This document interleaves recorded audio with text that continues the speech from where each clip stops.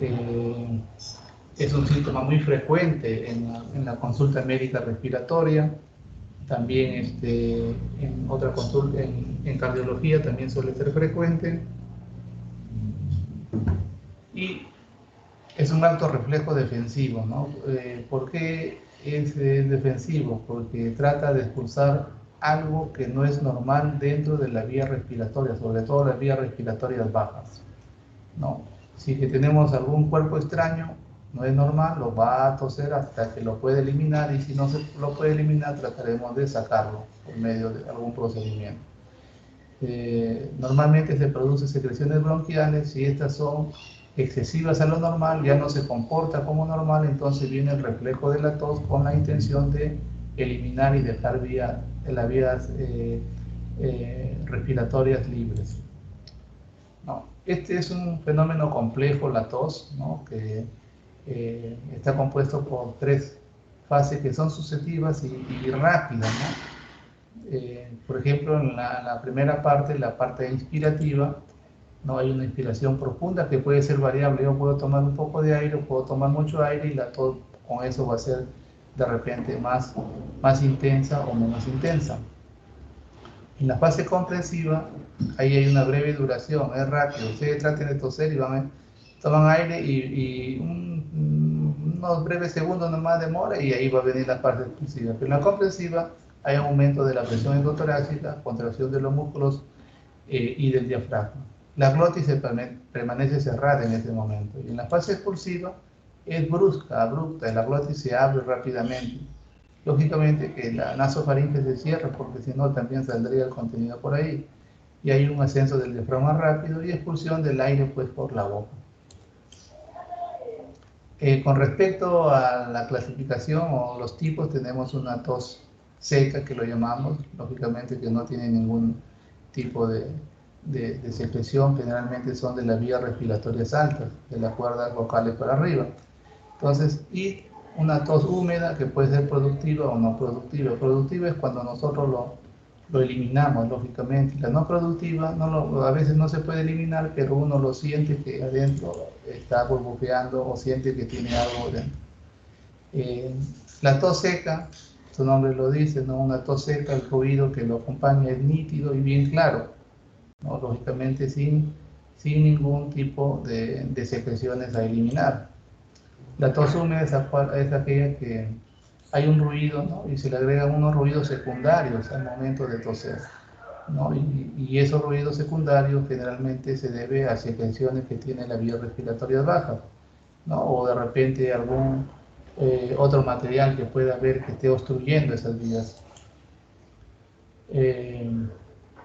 Ya le mencionamos que la tos productiva es la tos húmeda, en la cual pues vamos a eliminar expectoración por la boca. Esa característica de la expectoración lo vamos a ver más adelante, porque la expectoración va a depender pues de las características que tenga, del color, del olor, de la cantidad. De eso va a depender, y acá de repente podemos tener expectoración de color rojo, ¿no? En la cual ya sea sangre, y si viene de la vía respiratoria baja, diremos pues hemoptisis, que vamos a verlo más adelante también. Y la vómica, esto hay que tenerlo presente porque se produce solamente en 2 patologías, ¿no? Uno es el quiste hidatídico pulmonar cuando se complica, y el otro es el absceso pulmonar. Es una tos productiva abundante, excesiva, en la cual consiste, si tenemos el parénquima pulmonar, dentro de ello una cavidad. Esa cavidad está ocupada por algo, por líquido pus en este caso, en la vómica, hace comunicación con el bronquio, y todo eso va y se inunda en la vía respiratoria, los bronquios. Entonces en ese momento el paciente no puede respirar, y al no respirar va a sentir una sofocación, una falta de aire, que el paciente va a toser con la intención de eliminar eso, pero como viene buena cantidad, pareciera que fuera un vómito, pero no es un vómito. El término correcto acá va a ser vómito, ¿no? Que puede salir por la nariz también, inclusive un poco, cuando es abundante. Pero la vómita no necesariamente a veces es abundante, porque la comunicación del acceso del quiste hidatídico, si es una parte casi superior, va a venir de a poco, pero va a comenzar a tener ya ciertas características de una secreción mayor a lo habitual. Antes había una tos que se llamaba la tos de coqueluchoide, que es una tos quintosa, espasmódica, ¿no? Está constituido por varios golpes de tos, ¿no? Alrededor más o menos de 5 en una sola fase inspiratoria. Por ejemplo, hacían el paciente hasta 5 más o menos, ¿no? Eso, gracias a Dios, ya no se presenta. Era una patología bastante fastidiosa para los pacientes y tenía a veces muchas complicaciones que le llevaban a la muerte. Actualmente ya se está vacunando contra este coqueluche a partir de los 2, 3 y 4 meses de edad de la persona, se están vacunando. Entonces ya viene dentro incluido la vacuna, en la triple que lo llaman, ¿no? Hay una tos afónica, ¿no? Esta tos afónica, en la cual el periodo efusivo no se acompaña de ningún ruido, es una tos, podríamos decir, casi una tos seca, ¿no? No se acompaña. ¿Y esto a qué se debe? Igual que las otras toses. Se debe a que hay algún problema en las cuerdas vocales, o sea, en las vías respiratorias altas sobre todo, ¿no? De preferencia en las cuerdas vocales, que puede haber alguna lesión, alguna destrucción, o puede haber inclusive parálisis de las dos cuerdas vocales o de una. Y la tos ronca o perruna es aquella en la cual pues el ruido expulsivo es apagado, ¿no? Más o menos como los que tienen mascotas, a veces las mascotas, los perros se comienzan a tener tos y a veces alguno cuando escucha toser a otro le dice tienes una tos de perro, parecida casi a esa. La tos bitonal también tiene que ver con la lesión en las cuerdas vocales, ¿no? Hay un sonido agudo y claro y otra es más grave y apagado, ¿no? Son dos, escuchamos como si hubiera dos momentos, pero todo es en uno solo. Hay una tos emetizante que le llamo, es aquella que se acompaña pues con el vómito, ¿no? Tiene tos y el paciente vomita. Generalmente sobreviene después de la ingesta de los alimentos. Esto es frecuente en niños, ¿no? En niños a veces la mamá llega y dice, doctor, mi hijo no podía dormir, tenía mucha tos y hasta que vomitó yo dije va a estar peor, pero después de vomitar el niño se quedó tranquilo durmiendo y no molestó nada. A veces una forma de ayudarse a eliminar también las secreciones en los pacientes niños o en las personas de mucha edad también. Lo vimos. Ya, cuando es la tos de la vía aérea superior, ¿no? Y tenemos una tos laringea, metálicas, ¿no? En la cual ya las características, como le decía, son seca, pueden ser áfonas o bitonal, ¿no? Y las que son de la vía aérea inferior, como la tos bronquial, pues es una tos frecuente, rápidamente húmeda, con expectoración abundante. El paciente siente inclusive que en el pecho le ronca, ¿no? Esto puede verse a una patología aguda o puede ser a una patología crónica. La patología crónica generalmente es más frecuente, estas tos. Y del parénquima pulmonar también es húmeda, pero con expectoración de acuerdo a la causa que lo está determinando. La tos del mismo parénquima de los alveolos inicialmente es seca, pero se puede hacer húmeda, pero no es tan productiva como la tos bronquial. Y la tos pleural, como no está ni en el árbol bronquial ni en el parénquima, va a ser una tos seca, escasa, ¿no? La característica de esto es que la tos, cuando es pleural, le va a producir al paciente un dolor en la punta del costado, en el costado donde está comprometido del emitórax, va a producir un dolor, y es un dolor tipo punzada, ¿no? Hay una tos psicógena, también lo mencionan, que a pesar de haber realizado diversos tipos de tratamientos, no se encuentra la patología alguna, ¿no? Es frecuente, se dice en los adolescentes, llega hasta un 10%. A veces se requieren tratamiento psiquiátricos, pero ellos, si no leen que tiene un antitussígeno, posiblemente no van a estar tranquilos, y hay que darles sintomáticos como ellos para que sepan que están tomando algo. Cuando un paciente tiene tos, nosotros tenemos que hacer unas buenas preguntas, ¿no? Una buena anamnesis, porque se dice que el 70%, si nosotros hacemos una buena anamnesis orientada a eso, nos puede ayudar para saber a qué se está debiendo, ¿no?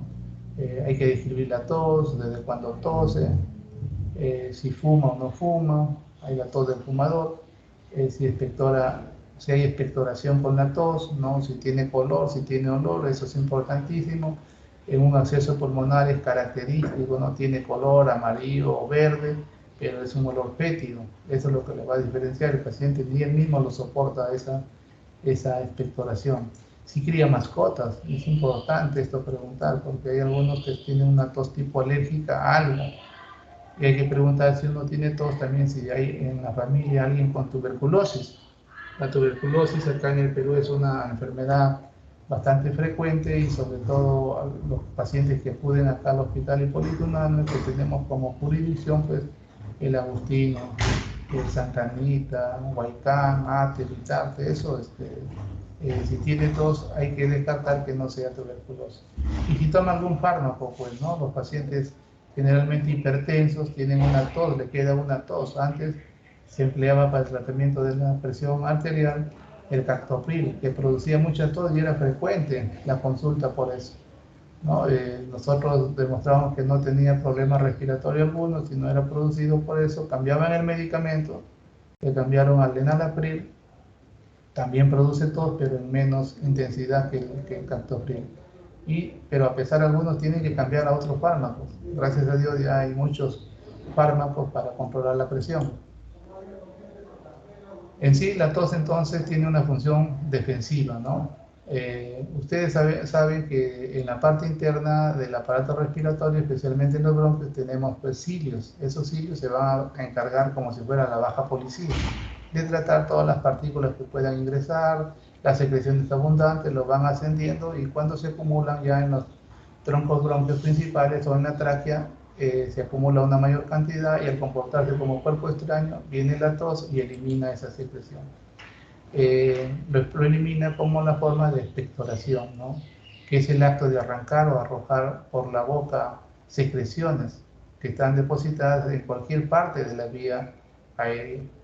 Y el examen de esta secreción sí es un valor importantísimo, tiene para nosotros los neumólogos. Lo conocemos como esputo, examen de esputo. Acá nosotros podemos pedir, como les decía, que es una patología frecuente en la tuberculosis, podemos pedir BK en esputo para ver si tenemos la enfermedad, porque la presencia de BK positivo significa que tiene la tuberculosis. Y no solamente podemos aprovechar para ver la tuberculosis, sino para ver si hay otros gérmenes dentro, como pidiendo BK cultivo en esputo. No, perdón, cultivo de secreciones en esputo, aparte de la tuberculosis. Normalmente se producen, dice, alrededor de entre 80 a 100 centímetros cúbicos de secreción bronquial en 24 horas. Mayor de ellos se llamaría pues una broncorrea, porque es una producción mayor. Pero para que sea excesivo y llamarlo broncorrea, nosotros estamos catalogando acá en el hospital una secreción de 200 a más de secreción bronquial en 24 horas que expulse el paciente, vamos a llamarlo broncorrea. ¿Por qué 200? Porque tenemos una unidad de medida de un vaso que aproximadamente sea 200. Al paciente tenemos que nosotros preguntarle en algo que él también conozca y nosotros conozcamos. No vamos a decir, ha expulsado 100 centímetros cúbicos, 150, el paciente dirá, ¿qué será eso? Pero si le dice, ha expulsado secreciones más o menos como un vaso, medio vaso, 2 vasos, entonces el paciente se puede orientar mejor y nos puede dar mejores datos. Se dice que este esputo, esta expectoración, este esputo va a ser el reflejo de los fenómenos biológicos que están ocurriendo en el interior de los bronquios.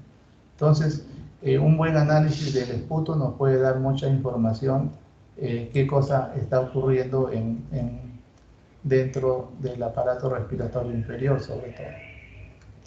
Vamos a hablar brevemente de la hemoptisis. Siempre que pregunto el concepto de hemoptisis, la mayoría sale dando las características del color de la sangre, ¿no? La hemoptisis va a ser la eliminación de sangre por la boca, precedida de tos y proveniente de las vías respiratorias bajas o subglóticas. Ese es el concepto de hemoptisis. Algunos dicen eliminación de sangre de la vía respiratoria, pero no es correcto porque la vía respiratoria se empieza en la fosa nasal.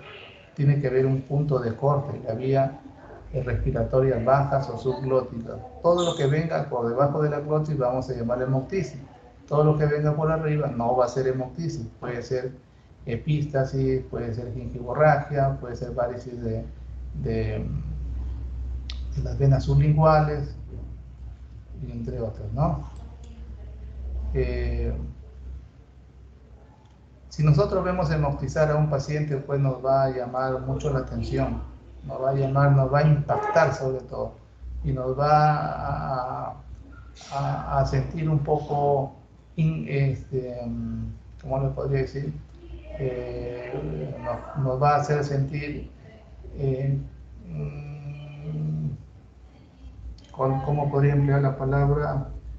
Nos va a impactar, nos va a preocupar mucho, porque muchas veces vemos al paciente que hemoptiza, le ponemos un medicamento, sigue hemoptizando, y muchas veces hemos visto hasta fallecer el paciente con hemoptisis, ¿no? Está precedido también una sensación de borboteo y calor retroesternal. Bueno, lógicamente se acompaña de la tos y a las características de la sangre, que es clara, rutilante y espumosa.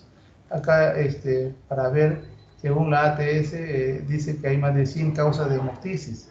Más o menos del 10 al 20% es una causa idiopática que no se conoce. Acá tenemos otra clasificación.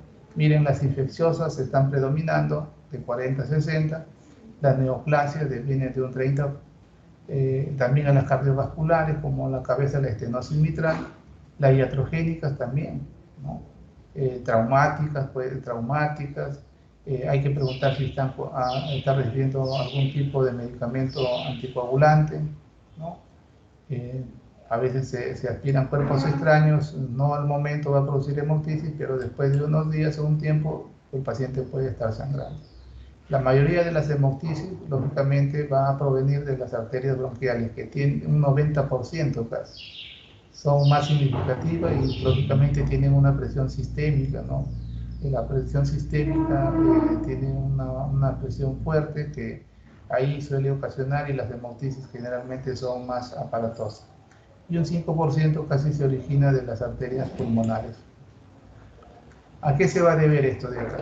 Hay una desorganización del epitelio bronquial y los capilares, ¿no? Esto de acá va a producir que estos capilares a veces se debiliten y pueda sangrar. Puede haber un daño parenquimal, ¿no? O puede estar necrotizándose ese parénquima pulmonar, y ahí dentro de ello hay vasos sanguíneos, entonces puede ser la causante de la hemoptisis. También mencionan la hipertensión venosa pulmonar, como ocurre pues en la estenosis mitral. El mecanismo de sangrado va a haber una inflamación per se, una hipervascularización y dilatación vascular como respuesta a unas sustancias que son liberadas pues durante el proceso inflamatorio. Y en los casos pues de cáncer pulmonar hay un aumento también de los vasos sanguíneos, ¿no? La mucosa se vuelve más edematosa, y esto invade también a las arterias pulmonares, ¿no? Y que pueden ser el origen propio pulmonar, o puede venir este problema de otras partes, de otros órganos, que lo llamamos ahí como metástasis.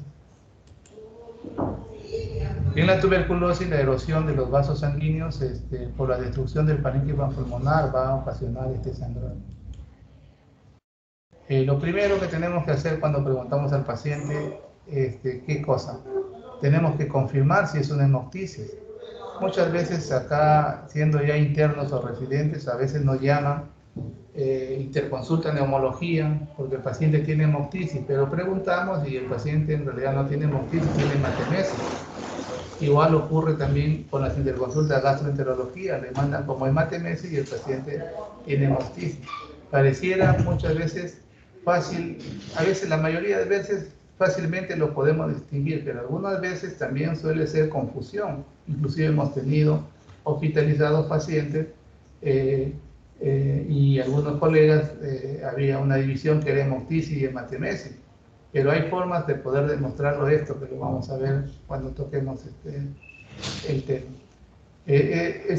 Bueno, ya les dije que es importante diferenciarlo de la hematemesis, y acá están ciertas características que ustedes ya lo deben conocer, ¿no? Con la tos de hemoptisis, con el vómito de hematemesis. El color es característico en cada uno de ellos. Algunos se acompañan de saliva en la hemoptisis y en la hematemesis con restos de alimentos, ¿no? pH, lógicamente, el aparato respiratorio alcalino y la vía digestiva ácida.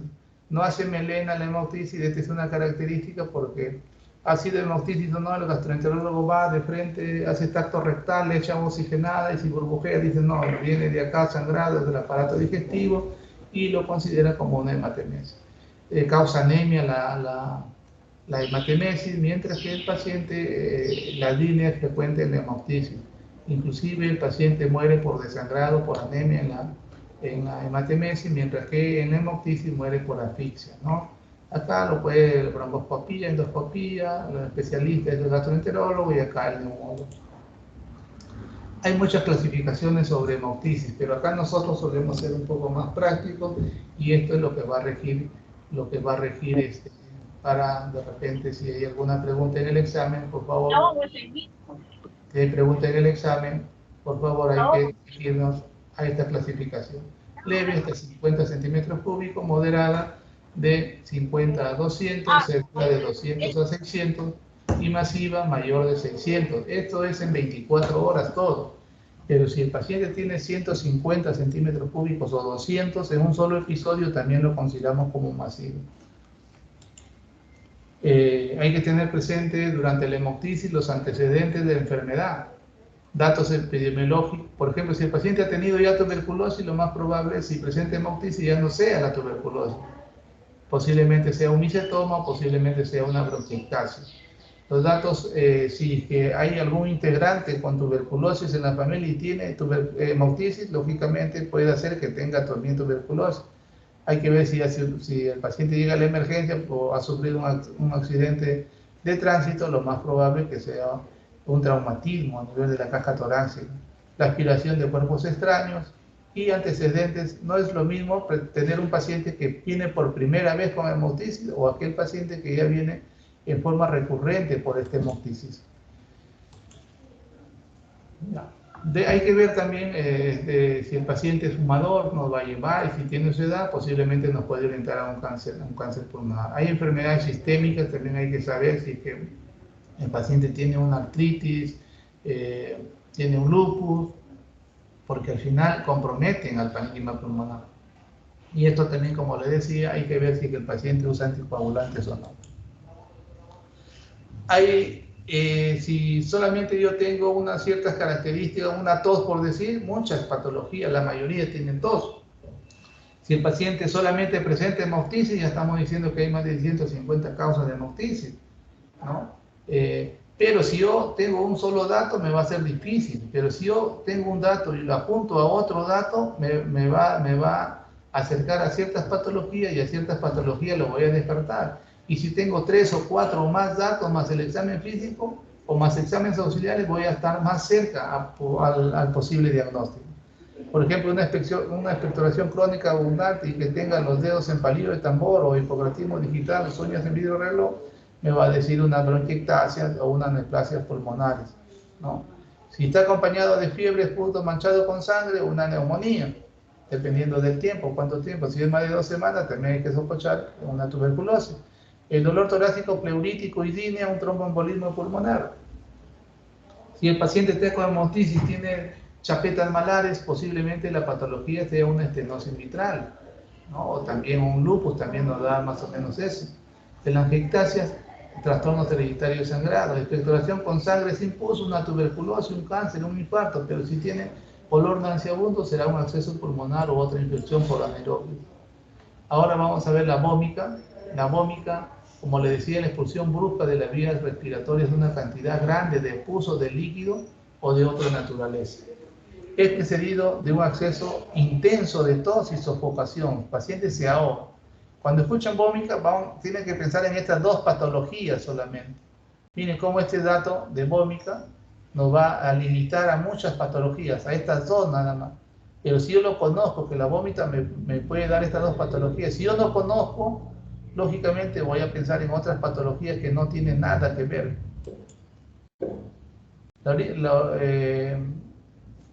Pueden deberse esto a supuraciones pulmonares como el absceso pulmonar, que es de color y fetidez, depende del germen, ¿no? Si es anaerobio va a ser más fétido.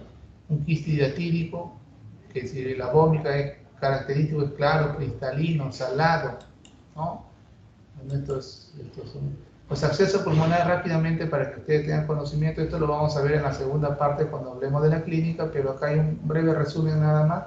El absceso pulmonar primario es cuando el estado de conciencia está alterado, ¿no? El paciente cuando convulsiona, ese estado de conciencia se bloquea. Trastorno del sueño, también. Alcoholismo, algunos toman hasta no recordar. Extracciones dentarias, es importante, al paciente lo tienen curando o extrayéndolo un rato, el odontólogo con el agua en la boca ahí, y ustedes saben que las piezas dentarias pues tienen miles de gérmenes, millones de gérmenes. Otro también es acá si que el paciente ha sido operado de algo en estas últimas semanas. ¿Por qué? Porque cuando ahora operan ponen el tubo endotraqueal, meten un tubo hasta la tráquea, bueno, y están llevando gérmenes también de la cavidad oral. Bueno, esto todavía no vamos a ver radiografía, nada, pero la característica de esto es que en la radiografía se ve solamente una sola cavidad, mientras que en el acceso secundario son varias cavidades y pequeñas, ¿no? Pero la infección, ¿dónde está? No está en la cavidad oral ni en el aparato digestivo, está en la parte interna del organismo. Por ejemplo, una endocarditis, una pielonefritis, una lesiones cutáneas, que ahora, como se ha prolongado también el tiempo de vida, hay gente que están más postradas, entonces eso hacen escaras y de ahí puede ir un estafilococo, y el estafilococo puede hacer accesos pulmonares pequeños pero múltiples, ¿no? ¿Ya? Entonces acá, para que entiendan, el germen va a ingresar por hacia la vía respiratoria baja, va a depender de la respuesta inflamatoria o de repente los gérmenes que estamos empleando es muy grande, va a producir una neumonitis, como una neumonía normal en un paciente. Lo ven en una radiografía y dice una neumonía fría en la comunidad, le dan tratamiento, pero si no saben diferenciar que puede ser un absceso pulmonar, ese pulmón se va a necrosar, se va a destruir, se va a formar un absceso. Entonces, esto más o menos puede ocurrir de 7 a 12 días. Cuando se complica el acceso y van los bronquios, ya tenemos la vómita. Ahí la sintomatología disminuye, ¿no? Pero el paciente queda con una tos con expectoración maloliente, fétida, ¿no? ¿Y esto dónde se va a localizar? Tiene su sitio de predisposición, por eso cuando ustedes en próxima rotación van a llevar radiología, tienen que saber dónde está el lóbulo superior, lóbulo medio, lóbulo inferior en el derecho y el lóbulo superior e inferior en el izquierdo. Y dentro de eso tiene sus propios segmentos. El lóbulo, por ejemplo, los apicales, el segmento 6, ¿no? Este es el segmento posterior de ambos, del lóbulo superior derecho y lóbulo superior izquierdo. Y en el lóbulo inferior los apicales. Ahí se suele ir estos gérmenes, tienen un sitio de predisposición. Para eso yo tengo que tener ubicado en la radiografía dónde está ubicado eso. Si yo veo una neumonía en esa zona, no puedo solamente quedarme como una neumonía que viene en la comunidad, sino que tengo que sospechar en un acceso pulmonar. Miren, acá hay un acceso pulmonar, una cavidad, un nivel hidro, el blanco, y aéreo, el oscuro, hidroaéreo, ¿no? La comunicación posiblemente esté por acá, posiblemente esté por acá la comunicación, mientras acá la comunicación puede estar acá o acá, dependiendo de dónde esté la comunicación, para ver el nivel hidroaéreo. De repente la comunicación está por acá, entonces el nivel hidroaéreo será acá. Lo característico para ver un acceso pulmonar con quiste diatírico, que acá vemos una línea, ¿no? Como si nosotros tuviéramos una regla y trazáramos una línea, ¿no? Firme la línea. Y eso nos da a la sospecha desde el punto de vista radiográfico, porque clínicamente sí lo podemos diferenciar una cavidad de un quiste diatírico con un acceso pulmonar. Y en el quiste diatírico, ¿no? Nosotros sabemos que va a eliminar un líquido salado, ¿no? Puede haber membranas, puede haber vesículas, arenilla, ¿no? Y esto es la característica. Miren la cavidad, ya no se ve solamente una línea, sino por encima de la línea se ve un sobrenadante, que esos son restos de la membrana. Y a esto en la radiografía nosotros lo conocemos como el signo de Camalote. Y la broncorrea, como les decía, ya son secreciones ya mayores a los habituales, de moco bronquial, a veces purulento. Acá también cuando el paciente tiene broncorrea, nosotros tenemos que pensar en pocas patologías. Si dice el paciente está expectorando 2 vasos, 3 vasos, yo no puedo pensar pues en una neumonía aguda. No puedo pensar un derrame pleural. No puedo pensar en un asma, porque no produce. ¿Quién va a producir? Va a producir pues patologías ya establecidas como la bronquiectasia. ¿Qué son las bronquiectasias? Son dilataciones permanentes e irreversibles de los bronquios, producidas por algún tipo de inflamación crónica o alguna infección. Dentro de ellas tenemos la tuberculosis, pero no solamente la tuberculosis. Ustedes cuando vamos a revisar en la próxima rotación, yo voy a hablar de bronquiectasias, ahí vamos a ver las diferentes causas que pueden producir bronquiectasias. Si uno tuvo una neumonía, si uno tuvo una infección, cualquier tipo de infección que tengamos en los pulmones nos puede dejar como secuelas bronquiectasias. Y unas cavidades secuelares, puede ser de repente una cavidad de un absceso pulmonar, una cavidad de un quistidatírico, puede ser cavidades que nos deja la misma tuberculosis. Entonces esto hay que, cuando hablemos de broncorrea, nos tenemos que imaginar que el daño estructural a nivel bronquial o pulmonar ya no es el mismo. Acá hay un daño importante que él ha dejado una secuela también importante. Acá tenemos, por ejemplo, una cavidad secuelar que se va acumulando. ¿Por qué nos puede dar? Porque acá poco a poco se va acumulando. Va a servir como un tacho de basura. Esto de acá, miren, acá está la tráquea, se ve bonito, y acá está la carina y acá está la división ya. Este es el tronco bronquio izquierdo, este negrito, y este es el tronco bronquio derecho. Las características más cortos, más perpendiculares, este es más oblicuo y más largo. Entonces, acá se va acumulando las secreciones y al acumularse las secreciones, pues cuando el paciente se forme de costado o alguna actividad y el paciente va a comenzar a eliminar. Y estas son las bronquiectasias. Estas son bronquiectasias todavía pequeñas porque hay unas que son más grandes y bilaterales y si los juntamos todos a veces hacen más que una cavidad. Muy bien, chicos. Hemos corrido porque he tenido problemas con internet en otra computadora y he tenido que venir acá a completar. Si hubiera alguna pregunta.